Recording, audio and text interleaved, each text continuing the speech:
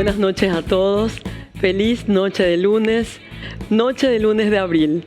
Soy Ana Martini y creo en un país mejor. Como siempre hablamos, la historia tiene matices. Decimos siempre, remarcamos que en la historia no todo es blanco y negro. La historia somos nosotros. Es esta realidad, es el pasado, es el presente, va a ser el futuro. Es este minuto que está transcurriendo, es la construcción de la ciudadanía en acción, de la ciudadanía que piensa, que debate, con ideas, con proyectos, con literatura, con música. Por eso, hoy tenemos a un invitado especial, un invitado muy querido y que forma parte de nuestra historia ampliamente, porque él constituye un universo. Y le pedimos desde la producción que nos pase una reseña de él y puso periodista, escritor y docente, músico, cantante, intérprete también, filosofa, lanza ideas, problematiza la realidad, aporta posibilidades de solución. Académico de la Real Academia Española, expresidente de la Sociedad de Escritores del Paraguay, actual columnista de ABC. Tiene más de 26 libros publicados, figura en antologías nacionales e internacionales.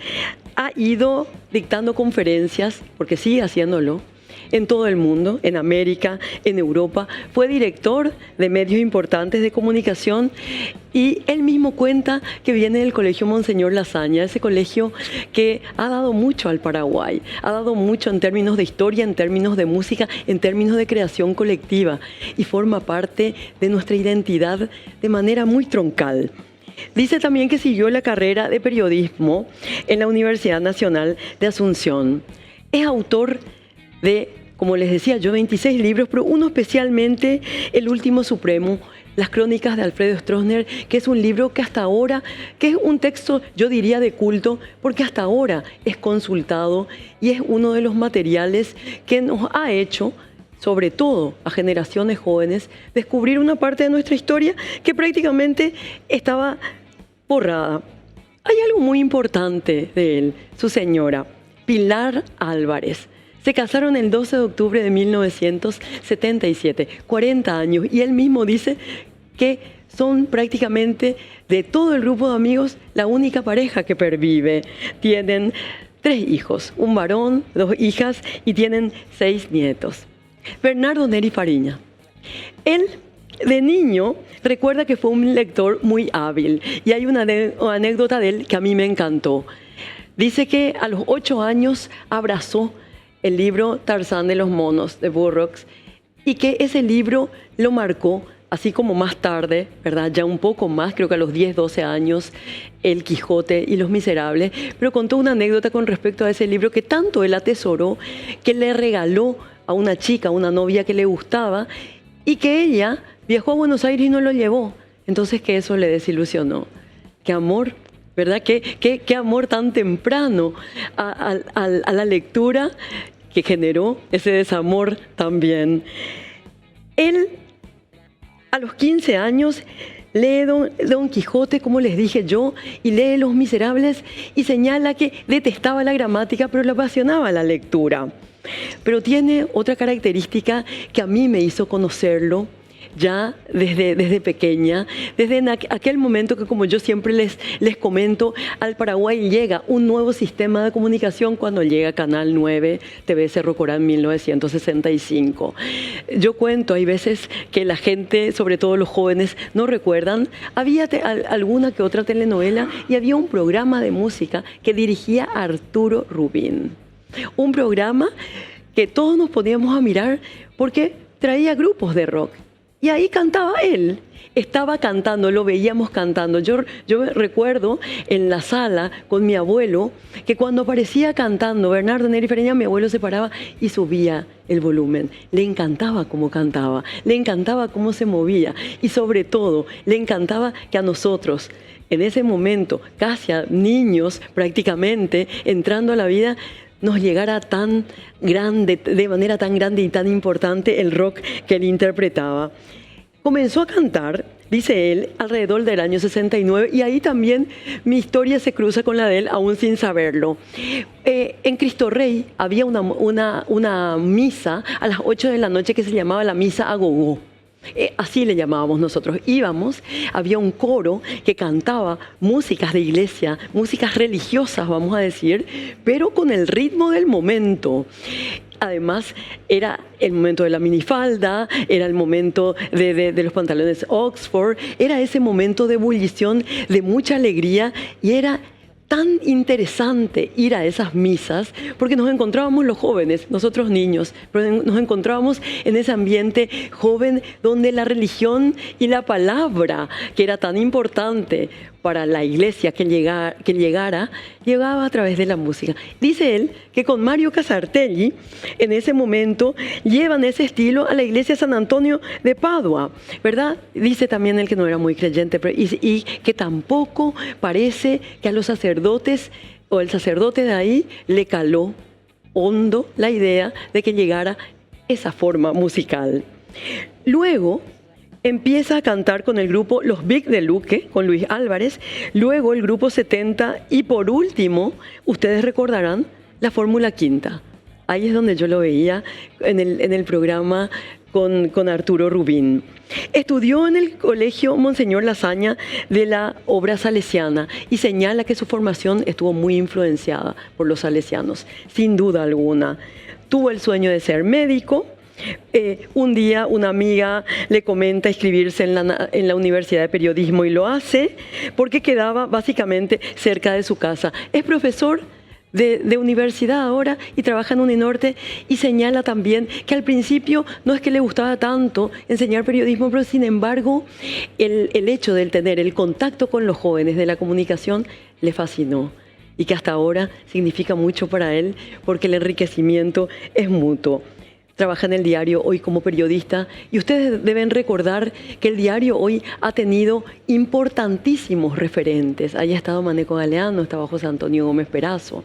Había como una intelectualidad que estaba, un conocimiento que estaba ahí, que bullía, y en ese momento Bernardo Neri se encuentra ahí. Hay mucho más que contar de él, como cuando publicó su primer libro, los premios que recibió, lo que hace actualmente, pero hay algo que yo creo que lo hace un individuo, un ciudadano de lujo y de estirpe para el Paraguay. Tiene una biblioteca de más de 6.000 volúmenes, que siempre aumenta. Yo tuve la oportunidad brevemente de conocer y realmente sería bueno que todos pudiéramos imitar este ejemplo, porque no solamente uno siente ahí que entra y se encuentra con la figura del maestro Bernardo Neri Fariña, sino que al instante escucha las voces de esos creadores, de esos escritores que nos dicen también que el Paraguay que queremos está ahí. Bienvenido, Bernardo. Fue demasiado poco lo que te presenté para todo lo que sos, pero bueno, muchas gracias por estar. Ana, el agradecido soy yo. Primero te agradezco la invitación, el hecho de estar acá contigo, y después debo felicitar a tu producción porque hay cosas que ni yo me acordaba. Solamente hay que actualizar un poquito el número de nietos. Tengo ya 8 y 1 en camino. Bueno, 9. Casi 9. Y después del resto hay muchas cosas que yo las tenía un poco, no quizás olvidadas, pero estaban ahí al lado. Sí. Bueno, a los 72 años uno tiene más o menos cosas que contar. Esa es la ventaja de ser un poco jovato ya en este tiempo. Y bueno, anduve en muchos caminos. Y bueno, aquí estoy. Decime, de tu infancia, de ese colegio, el barrio en el cual vos estuviste, ¿cuál fue? Yo nací en una casa en la esquina de las calles Teniente Prieto y Testanova. En aquel tiempo, 1951, en Sajonia, en aquel tiempo en que todos nacíamos en nuestras casas, o la mayoría de la gente nacíamos en nuestras casas, y con mamá acompañada de una partera, que era la que regenteaba los nacimientos en todo el barrio. No me acuerdo el nombre, pero me acuerdo que vivía cerca del Parque Carlos Antonio López, y ella era la persona llamada para todos los partos. Y bueno, yo nací en mi casa, en el barrio Sajonia, que en aquel tiempo, 1951, era un barrio pobre, como pobre era Asunción. Asunción era una aldea. Así mismo.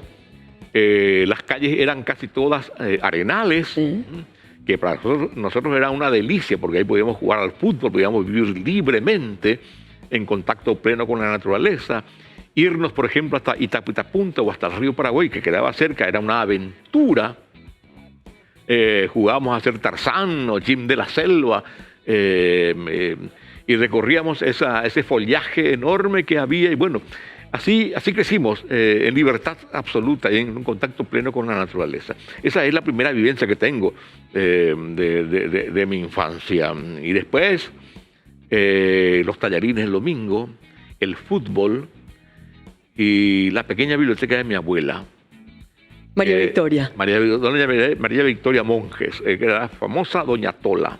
Doña Tola. Que era carbonera, vendía carbón.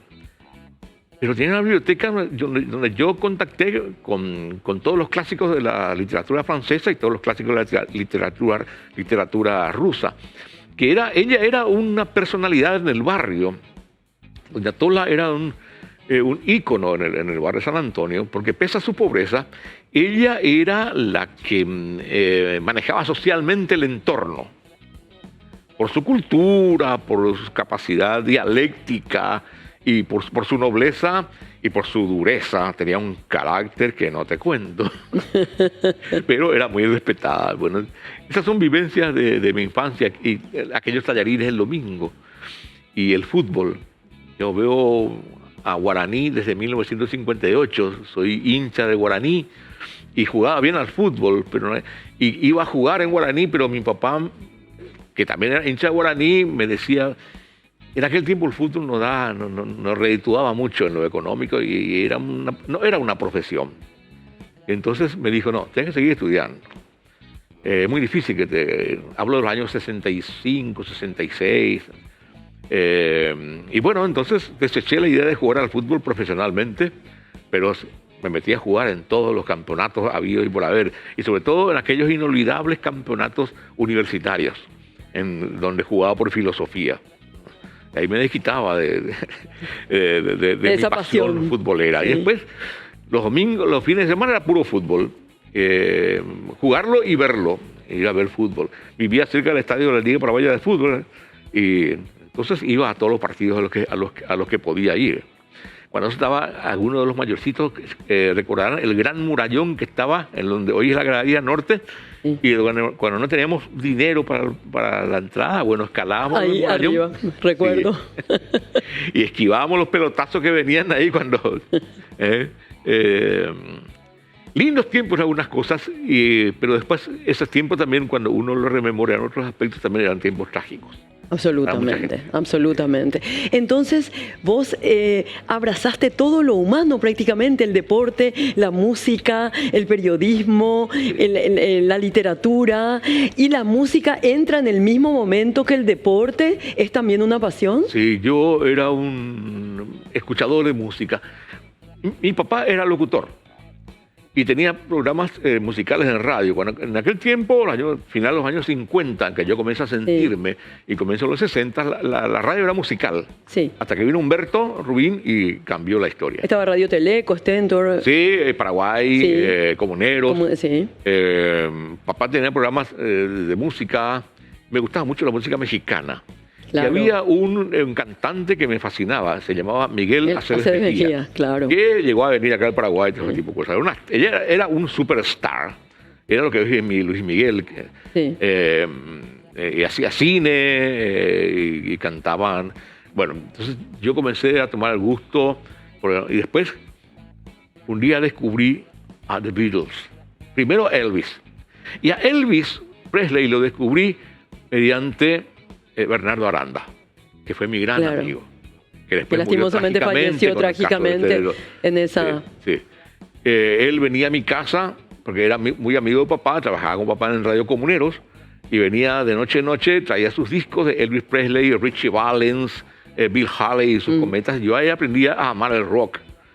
Hasta que después, bueno, lo matan a Bernardo en el 59, y en los 63, 64... comienzan a venir los discos de los Beatles, Love Me Do y compañía. Y casi no teníamos plata para comprar discos en aquel tiempo. Claro.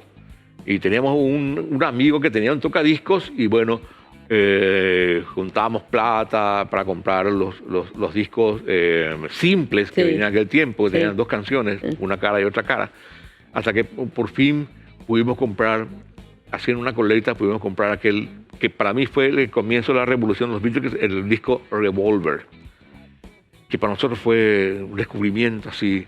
Y ahí yo quedé también fascinado con la música. Ya tenía el fútbol, tenía la música.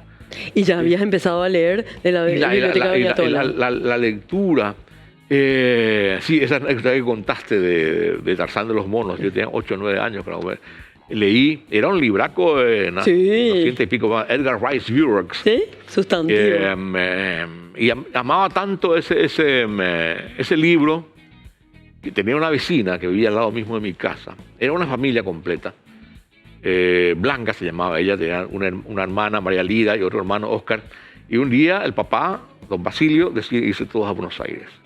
Se van todos a Buenos Aires, toda la familia a Buenos Aires. Eso habrá sido los años 60, comienzo de los 60. 62, 63 más o menos.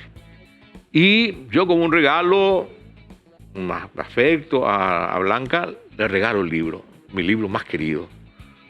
Pero después, tiempo después, veo ese libro, después que se hubieran ido ya ellos, veo el libro en manos del primo de Blanca. Y ahí fue para mí un shock. Nunca más regalar libros. Creo que ahí me hice el propósito de nunca más regalar libros. Cuando la gente me pide que le preste libros, yo compro el libro y se lo doy. No presto libros ni nada. Y bueno, son cosas que a uno le van marcando. Y después ya me metía, sobre todo a las siestas me metía en la biblioteca. Era un mueble pequeño, ni siquiera una gran biblioteca, el mueble de mi abuela. Y ahí comencé los nombres de Víctor Hugo, de los Dumas, los dos Dumas, Claro. padre e hijo. Y novelones inmensos, como El Conde de Montecristo. Claro. Era fascinante. Sí. Yo leía eso como una historia. Y Los Miserables, que quedé encantado con ese personaje extraordinario que es Jean Valjean. Claro. Y Javroch, que era el Mitaí, qué chiquitito. que después muere en un acto revolucionario, era la revolución del 1832. Que yo al comienzo no entendía muy bien todo el contexto. Yo leía eso como una aventura. Claro. Me quedaba con una aventura. Después, grande, comencé a releer eso, me iba entendiendo el contexto. Y bueno, eso me dio facilidades para muchas cosas. Y además era gran lector de historietas. Ah, claro. En mi casa jamás faltaron ni diarios, ni revistas, ni libros. Y éramos pobres. Pero era una pobreza extraña, porque no era una pobreza así miserable. Te cuento, por ejemplo, que no había agua corriente en Asunción, prácticamente Claro. no Había pozo. Muy Había pozo. pozo y algunos que otros vecinos que tenían agua corriente Sí. en el 59, 60 más o menos ya. Y con mi hermano acarreábamos agua todas las mañanas hasta llenar un tanque de 200 litros y después desayunábamos. El desayuno era bife con huevo o sollo con huevo encima. Un desayuno era fantástico. No sé si los ricos de ahora desayunarán así. Te digo que no era una pobreza así. Los domingos comíamos tallarines laminados. Que no había, cuando eso no había productos de importación, Claro. sino se hacían acá. Entonces era una pobreza no tan pobre. Era una pobreza alegre. Y era una vida de barrio. Las casas estaban unas al lado de otras y no había murallas, por ejemplo. Eran cercados de tacuara y alambre y todos nos veíamos. Sí. Todo el tiempo nos veíamos, hasta la quinta, sexta casa ya nos veíamos, nos saludamos, amanecíamos todo el tiempo y estábamos todo el tiempo juntos. Era una vida de mucha convivencia. Sí. Eso hacía también a lo que hoy llamaríamos salud mental. Sí. No tenías tiempo de estar solo. No. Siempre tenías algún que otro tipo de compañía. Entonces crecimos así. Después el tiempo de la escuela, el tiempo del colegio. Yo iba a un colegio que cuando eso era un colegio relativamente caro, el Monseñor Lasaña. Sí. Y mi abuela, que era la matrona, la que no sé ni cómo pagaba, jamás me atrasé en las cuotas. Y ahí aprendí a ahondar en el tema de la literatura. Tenía profesores fantásticos, sacerdotes italianos y españoles. Y uno que me marcó mucho que fue un hermano coadjutor, Félix de la Fuente, que era un tipo sabio en español. Me acuerdo que una tarde entró, prendió su cigarrillo, cuando otros profesores fumaban en clase, se sentó sobre el pupitre y comenzó a contar una historia apasionante. Y nosotros todos, ya que acá creo que estamos en tercer curso, cuarto curso, chicos de 15, 16 años, hicimos un silencio tremendo porque el tipo contaba una historia que nos apasionaba. Nos llevaba por unos caminos así. Y cuando termina su historia, 20 minutos después, el tipo nos dice, bueno, señores, el protagonista de esta historia se llama Don Quijote de la Mancha. Y todos quedamos prendidos, Don Quijote de la Mancha. Y yo me acordé que había un libro en casa que se llamaba Don Quijote de la Mancha. Claro. Y yo me fui, esa misma tarde, me prendí al libro y comencé a leer buscando todo lo que el tipo me nos había contado. Y ese fue tu encuentro. Ese fue tu encuentro sí, de amor con Don Quijote. Espera, a ver. Espera, no, es que nos es imposible casi cortar, pero nos quedamos con el ingenioso Hidalgo. Acá nos quedamos. Vamos a retomar enseguida. Vamos a un breve corte y enseguida volvemos con Don Quijote de la Mancha.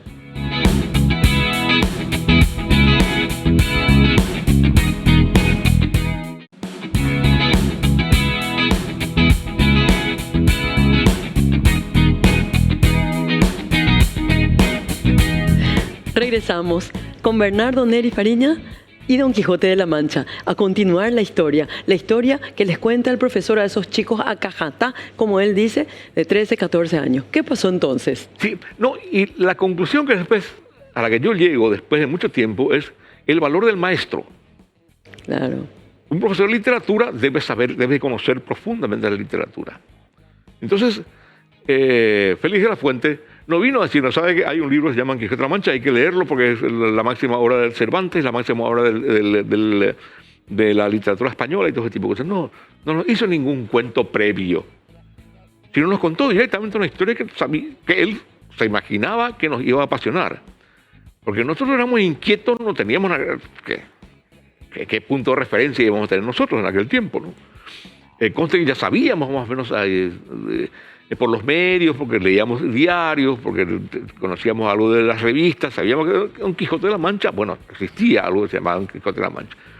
Pero él tuvo la calidad, esa didáctica, de entrarnos por donde sabía que éramos más vulnerables, por lo oral, la comunicación oral, y a partir de ahí nosotros saltamos a lo escrito, a la lectura. Entonces, como esa pasión que nos despertó su relato oral hizo que, en mi caso particular, y creo que varios compañeros míos de aquel momento, se entusiasmaran por la lectura de ese libro y también de otros libros. En aquel tiempo dábamos mucha literatura del siglo de oro español. Claro. Lope de Vega, Quevedo, y sabíamos todos los versos satíricos de Quevedo, y nos divertíamos. Sí. Entonces, lo de Cervantes también, sus novelas ejemplares, y conocíamos todo. Y entonces ese mundo de la enseñanza que después yo recapitulé cuando llegué a ser lo que llamaríamos docente, porque yo nunca me puedo arrogar el título de profesor, me queda demasiado grande, y tampoco digo que enseño, sino que doy clases y ayudo a los alumnos Entonces, eso de hacerles nacer en los alumnos las tendencias a que ellos piensen por sí mismos y para que ellos busquen por sí mismos. Es una cosa que me quedó de aquellos grandes maestros salesianos. Por ejemplo, a otro grande que recuerdo es a quien después fue Monseñor Alejo de Velar, que fue el primer vicario del Chaco, que llegó a ser director del Monseñor Lasaña. Y él fue uno de los hombres que comenzó a notar que yo tenía algunas cualidades para escribir. Y entonces me llamaba a su despacho, ya era director, y me corregía cosas. Yo era medio vanidoso, porque como sabía escribir, buscaba términos difíciles, agarraba el diccionario y buscaba sinónimos difíciles. El tipo me corrigió una vez. No todos los sinónimos quieren decir lo mismo que la palabra que vos buscas sustituir. Claro. Y creo que de propósito me hizo pasar ridículo, pero no frente a la gente, frente a mí mismo, haciendo comparaciones de los términos que yo utilizaba y que no era la acepción que requería la oración, ¿sí? No tenía la precisión que debía. Y ahí comencé a aprender cosas. Era un maestro que no sé, me enseñó directamente y me enseñó cosas que en la clase no se daban. Porque yo tenía cierta habilidad para la escritura gracias a las lecturas que tenía. Yo odiaba estudiar, creo que de ahí odiaba estudiar gramática y ortografía y compañía. Pero yo sabía usar toda la terminología, tenía un léxico bastante amplio por mis lecturas, y yo siempre salvaba castellano por lo que en aquel tiempo eran las composiciones. Claro. Siempre había una composición. Sí. Eran 3 o 4 preguntas, después una composición. Sí. Y bueno, la composición mía era buena. Entonces yo me salvaba por eso. Y la aplicación de algunas cosas. Me acuerdo inclusive en la universidad ya había un famoso tema, el relativo cuyo. Todo el mundo sabía definir el relativo cuyo, pero el único que sabía utilizarlo era yo. Claro. Pues yo no sabía definirlo. Entonces compensaba yo. Pero después ya me di cuenta que la teoría era fundamental. Necesaria, claro, indispensable. Y eso les cuento a mis alumnos, a mis estudiantes, que hay que completar siempre la teoría, no hay que desechar nunca la teoría, ni nunca sentirse totalmente sabio. Si yo ya conocí todo, ya conozco todo esto, eso no existe. Ese tipo que dice que ya sabe todo, ya murió. Más todavía hoy con la parafernalia de cambios vertiginosos que hay en todo, sí. Lo que vos aprendiste hace 5 años está lejos ya. Sí.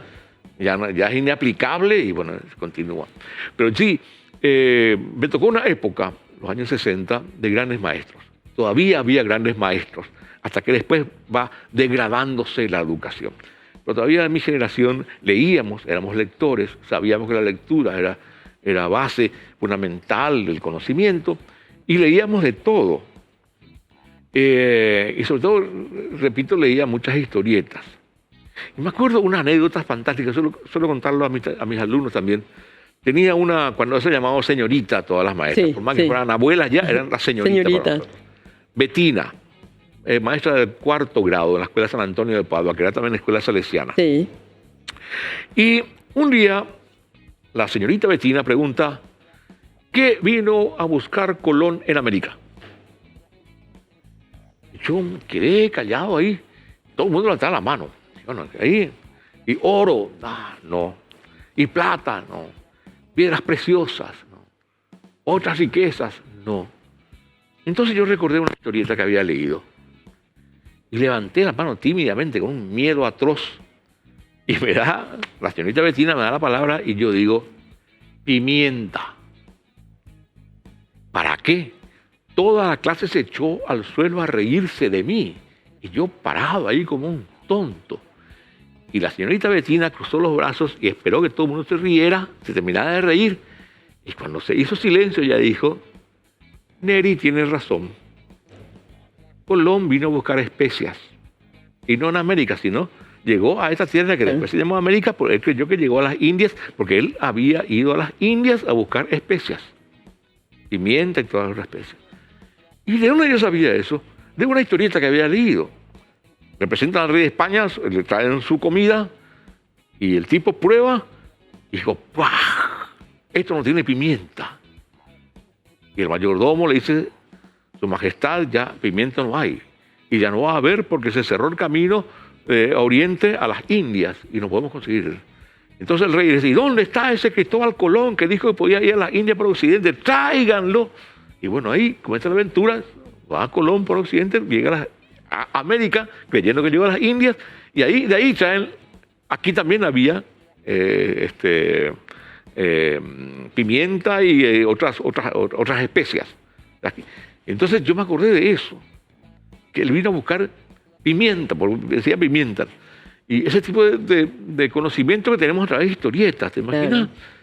Que conocíamos cosas porque leíamos cualquier cosa que cayera en nuestras manos, y yo sobre todo leía. Tenía muchos amigos que me decían, che, qué tipo aburrido sos, te metes a leer todo el día. Pues yo me divertía, pues jugaba fútbol y leía. Y además escuchabas música. Y escuchaba música de los Beatles. Y ahí también en el Colegio Monseñor Lasaña también había mucho de música, ¿eh? Sí, cuando esa era los años 60 era la eclosión y había dos grupos. Uno, el grupo de lo que llamamos el rock, sí. El rock norteamericano, que después pasa a ser rock británico, sí. El rock se desarrolla en Gran Bretaña. Claro. Y después los otros chicos que eran los de la nueva ola argentina. El Club del Clan. Que ahí sí, todo Sí, el palito sí. ese tipo de cosas. Bueno, nosotros éramos superiores. Por supuesto. Creíamos que nos mirábamos así sobre los hombros. Pero sí, había mucho de música. Y mi abuela, también con mucha visión, mi abuela Tola, me hizo estudiar inglés. Pues yo quería estudiar inglés para cantar Claro. las canciones de los Beatles. Sí. Y me acuerdo que bueno, eso, el Centro Cultural Paraguayo Americano tenía una sucursal Sobre Colón. sobre Colón. La a mí recuerdo escuela Cristo Rey. perfectamente. Y ahí Sí. me iba yo. Y ahí conocí a varias personas que después iban a ser músicos, como José Marín de los Aftermaths. Sí. Y cantábamos, y hacíamos pequeñas obras teatrales y cantábamos en inglés, todo ese tipo de cosas así. Y ahí comenzó a desarrollarse también mi capacidad de cantar en inglés. Yo era chico y tiempo después me fui a Estados Unidos y mi guía me decía, tú no tienes acento. Y yo le dije, es que estudié inglés desde muy chiquito. Y yo decía que cuando vos estudias desde muy chiquito no tenés acento muy marcado. Claro. Como cuando estudias de grande y grande ya. te pillan. Y después mi abuela me hizo estudiar inglés y después me hizo estudiar datilografía. Y ahí mis amigotes, unos chaparros de esos, como estaban maricón, ¿cómo vas a estudiar datilografía? Eso es de nena. En aquel tiempo el machismo era Claro, tan... por supuesto. Pero esos mismos tipos que me llamaban maricón, después comenzaban a venir a casa para que le hiciera los trabajos a máquina, porque ya en los colegios comenzaban a pedir Claro. trabajo a máquina. Y me acuerdo de papá me compró una máquina limpia, chiquita, y yo pagaba a cuota con las platas que ganaba. Eso. Un guaraní por hoja era en aquel tiempo. Todas esas peripecias que uno vive así, en un barrio.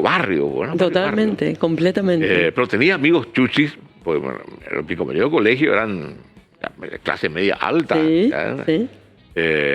Porque como vos decís, era muy homogénea Asunción, Sí, ¿verdad? No Sí. había ese sentimiento de superioridad. De diferencia Sí. marcada. Y sí. además, como yo tenía una ventaja, ya hablaba inglés. Claro. Y los exámenes de inglés yo les hacía a mis compañeros. Ah, pasaba claro. hojas. Y estaba en el colegio en la Salle un sacerdote fantástico, Moleón Andreu, Adolfo Moleón Andreu. Él era prefecto en el colegio. Y, por ejemplo, él entraba a la clase en los exámenes finales, por ejemplo, siempre había intervención del Colegio Nacional. Sí. Venía interventor del Colegio Nacional a tomar los exámenes finales. Pero él, como era prefecto, y era muy amigo de Stroessner. Claro, y de Monseñor todo el mundo Moleón, le temía. claro. Entonces los interventores del Colegio Nacional no le decían nada. Y él entraba, por ejemplo, y juntaba los exámenes de los muchachos en la clase de inglés, en el examen final de inglés, me lo pasaba. Y yo hacía los exámenes y repartía. Porque decía, bueno, si fuera otra materia importante, trascendente para la vida, pero esto es inglés, me parece importante inglés, pero no voy a permitir yo que unos alumnos se aplacen por el inglés. Así que, y los interventores estaban ahí mirando.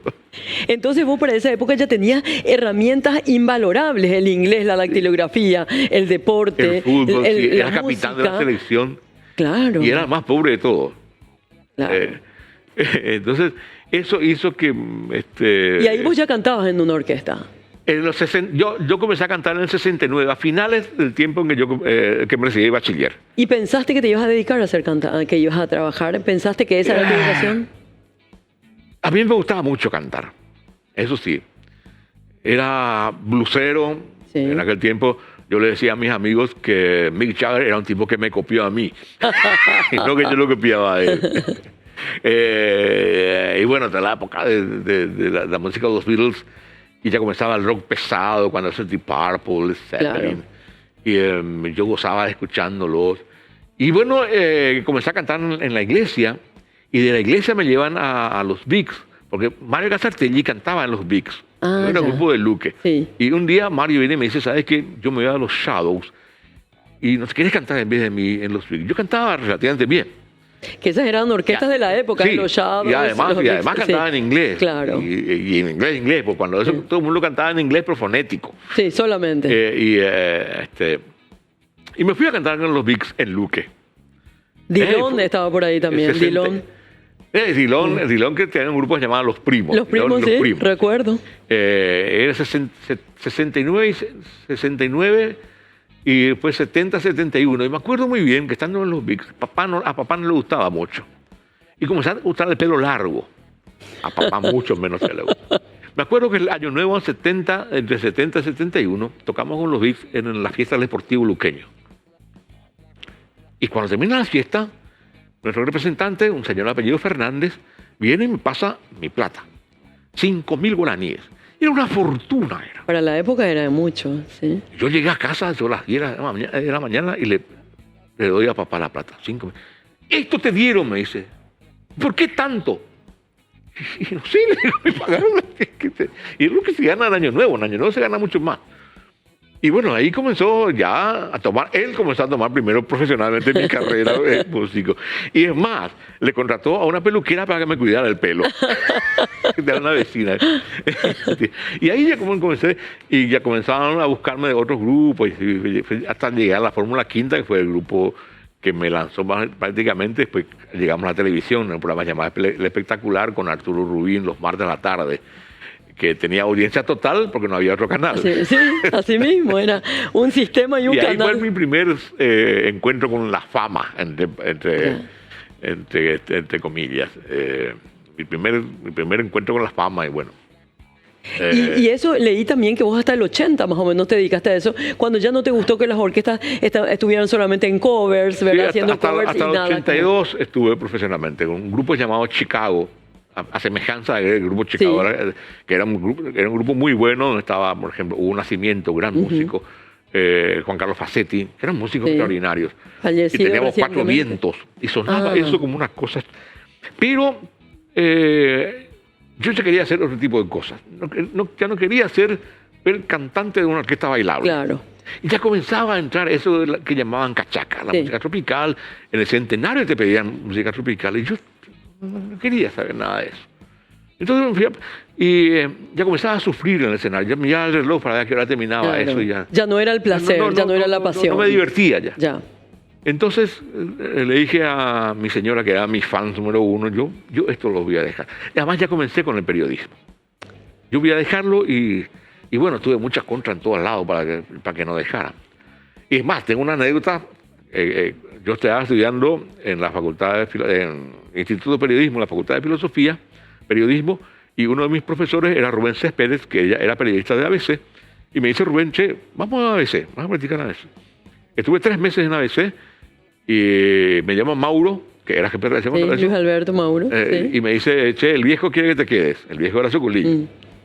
Pero tenés que dejar la música, me dice. Dije: ¿y cuánto me van a pagar? 8.000 guaraníes era el sueldo, el diario, cuando era un buen sueldo. Pero le dije: 8.000 guaraníes, yo gano una actuación y tengo 2 o 3 a la semana. Dame un tiempo hasta fin de año para ir dejando a poco la música. Pero no hubo caso. Entonces no me quedé en ABC.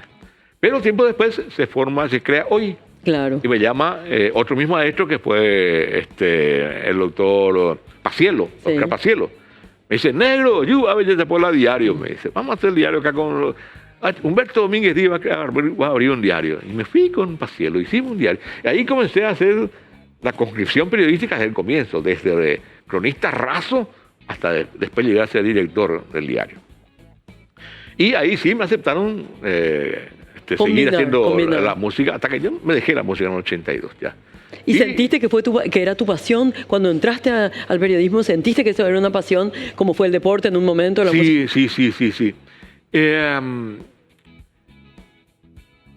Yo una amiga se llamaba Mirta Rechol, que fue la que me invitó a ir. La recuerdo, Mirta Rechol. Sí, Mirta. Ella fue la que me conminó a irme a estudiar periodismo. Porque yo había rebotado 2 años seguidos en medicina. Quería ser médico, pero después no me dio el cuero. Y reboté 2 años seguidos y dije: esto no es para mí. Y ahí se me armó un vacío en la vida, y hasta que Mirta Rechol vino y me dijo: che, ¿por qué no vamos a periodismo? Yo voy a periodismo, me dijo ella. Bueno, y bueno, nos fui a periodismo. Y como me quedaba cerca de la Facultad de Filosofía, me iba caminando todas las tardes. Y ahí, bueno, comenzó la otra etapa de mi vida. Y con la facilidad que tenía yo para escribir todo ese tipo de cosas, y como yo era gran lector de diario, Yo sabía mucho de periodismo porque leía muchos diarios Sí. y escuchaba radio. Claro, cuando eso la radio no era muy periodística, pero había algo de eso. Pero sí los diarios. Entonces comencé a entrar en ese mundo del que nunca más salí, hasta ahora.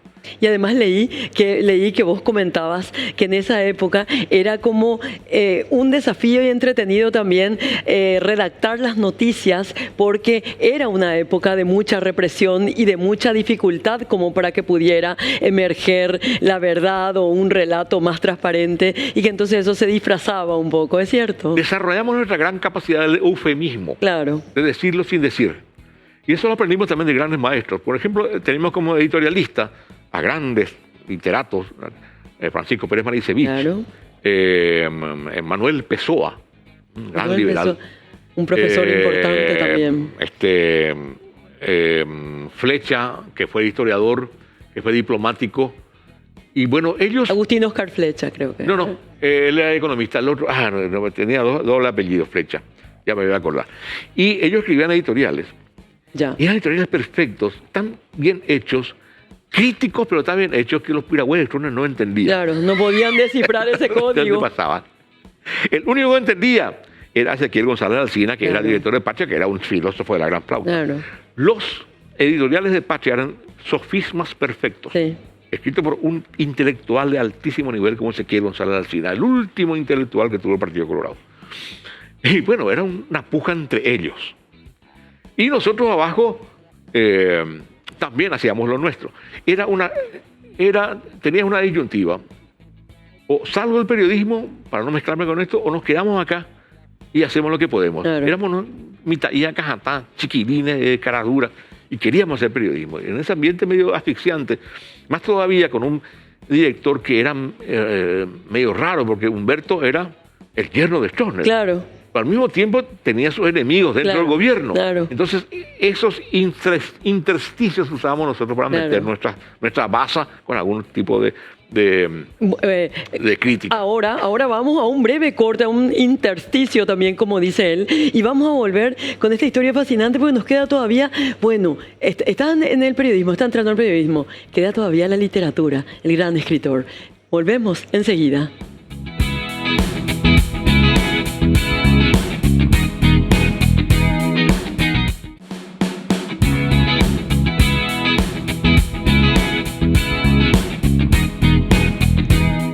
Volvemos a esta conversación, volvemos al periodista, a ese diario hoy que ya está desaparecido, pero que sin embargo, mediante Neri estamos recuperando esta memoria. Y bueno, entonces entras al diario hoy, te encontrás con todo ese grupo, atravesaste varias etapas hasta llegar a ser jefe, comprendiste en ese momento que eso sería un amor definitivo, el periodismo, la escritura, ¿verdad? Y Yo no sé si hicimos un gran diario hoy, pero fue el diario más divertido y más talentoso que hubo.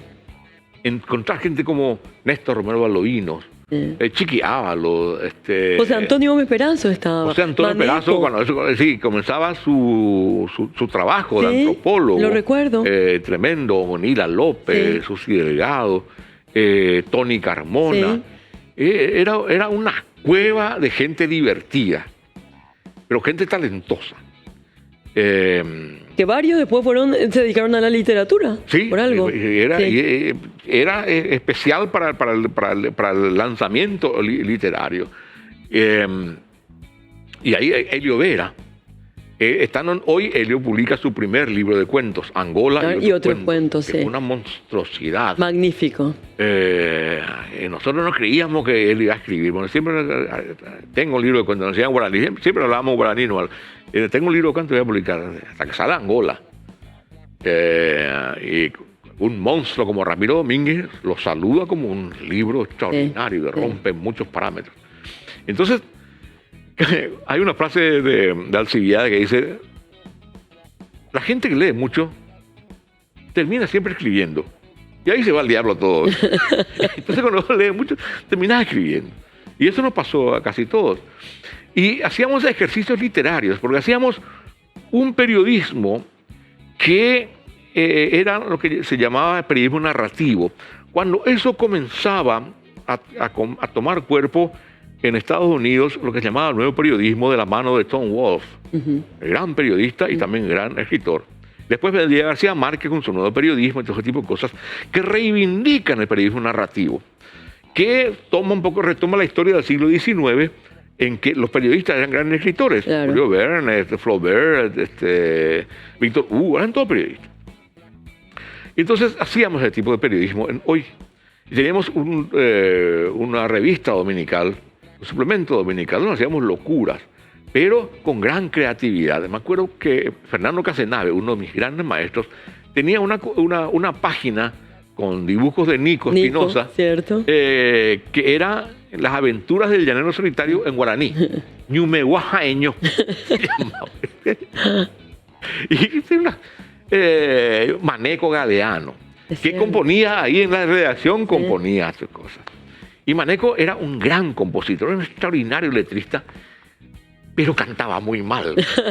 Entonces los perros decían, Maneco, decinos nomás tu letra, no vaya a cantar, decinos tu letra. Y esa redacción era divertidísima. Entonces no tenías otra cosa que hacer que aprender, entonces beber toda ese talento que había flotando en esa redacción. Nosotros llegábamos a las 8 de la mañana al diario y nos íbamos a las 10 de la noche, y al día siguiente estábamos temprano porque queríamos estar juntos. Claro. No nos interesaba qué día era. Sí. Yo tenía mi día libre en los martes. ¿Qué hacía mi día libre? Me iba al diario. Éramos una especie de cofradía de la risa. Y ahí comencé a pergeñar lo que después sería mi primer libro, que lo haría mucho tiempo después. Pero yo ya era jefe de redacción. En los años 82, 83, 84 comienzan a regresar los exiliados. Claro.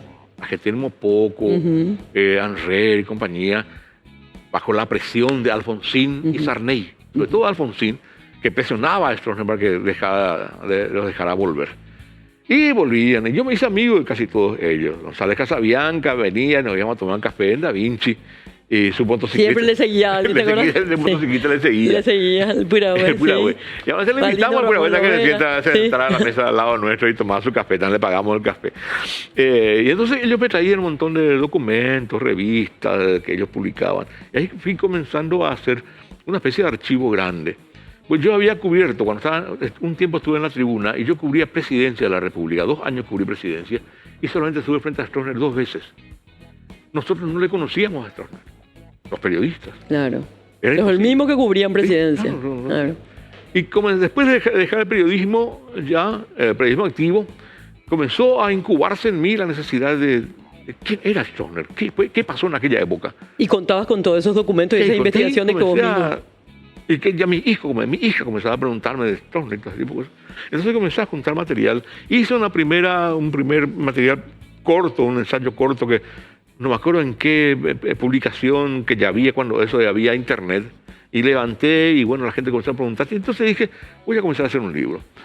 Y lo comencé en 1999. Hasta que le dije a Pablo Burián, comencé a hacer un libro sobre Stroessner. Qué bueno, me dijo el tipo. Pero pasaron 2 años hasta que yo lo entregué el original final. Yo pensé que eras bola, me dijo. No, ¿en qué está? Y el último supremo. Y viene cuando será su señora Guillermina y me dice, esto vamos a publicar, y vamos a publicar 2.000 ejemplares. Estás loca, le dice Pablo. ¿Cómo 2.000 ejemplares? 2.000 ejemplares cuando se publicaban 500 más. No, este va a vender. Y sí, se publicó el 3 de septiembre del 2003. Efectivamente, para octubre, final de octubre, ya no había. Estaba agotado. Se hicieron otros 2.000. Bueno, y ahí ya fue un éxito editorial, pero yo me quedé un poco frustrado, porque ese libro comenzó como una novela. Yo quería ser narrador, pero dije, va a ser inverosímil. Claro. Entonces lo convertí en una crónica periodística. Claro. Pero me quedaba, cuando publiqué eso y el éxito, me acuerdo que Carlos Carlos Martini fue el prologuista y fue el presentador. Y después me pregunta él en un programa de radio que tenía, ¿qué sentís ahora con este libro? Y le digo, un gran agobio, eso de ese libro encima. Pues ese libro me marcó como astronólogo. Claro. Pues yo quería ser narrador. Y entonces escribí un libro de cuentos que se llama Los Pecadores del Vaticano. ¿Qué ganaste en el concurso? Sí, ganó el concurso del Centenario. Sí. Y Pablo Burián me dijo, Me miró así con suficiente... Sobre un burdel ahí cerca del cine Roma. Sí. Un burdelito cerca de Roma. Y le dije a Pablo Urián, ahora quiero publicar un libro de cuentos. Y me dice él, vos Pío sabés escribir cuentos. Me pichó demasiado. Entonces ahí presenté mi cuento, Los Pecados del Vaticano, en el centenario. Pues ganó el segundo premio, me acuerdo. Carlos Villagra Marsal, Lápiz González Real y Raquel René Ferrer eran los miembros jurados. Y bueno, entonces le traje el cartelito a Pablo y le dije, acá está, yo sé hacer cuentos. Entonces me publicó mi libro de cuentos que también tuvo cierta trascendencia porque el título era atractivo, Los Pecadores del Vaticano. Claro. Y cuando eso estaba de moda, Dan Brown, Ah, claro. sí. Con el Código Da Vinci, que hablaba del Vaticano, y todo el mundo me decía, che, vos podés hablar del Vaticano también. No, pues no es ese Vaticano. El Vaticano es un burdelito que se llamaba así porque estaba detrás del cine Roma. No tenían nombre y los perros le pusieron nombre Vaticano porque estaba al lado de Roma. Y ahí ocurrió una tragedia que yo narro en el cuento. La desaparición de un chico, la desaparición total de un chico en manos de un policía. Y bueno, eso transformé y lo llamé Los Pecadores del Vaticano y otros cuentos políticos. Fueron cuentos que me nacieron de todas mis investigaciones que hice para el libro de Stroessner. Cosas que me sobraron. Yo las ficcioné. Claro. Y después ya vino mi época de novelista con El Siglo Perdido, que perdió en el concurso de Lidia Guanes del 2010. Pero luego... Pero se publicó y ganó una mención de honor en el premio municipal. Y después, 2 años después, gané con Siglo Perdido, gané el premio Lidia Guanes, que era mi gran sueño.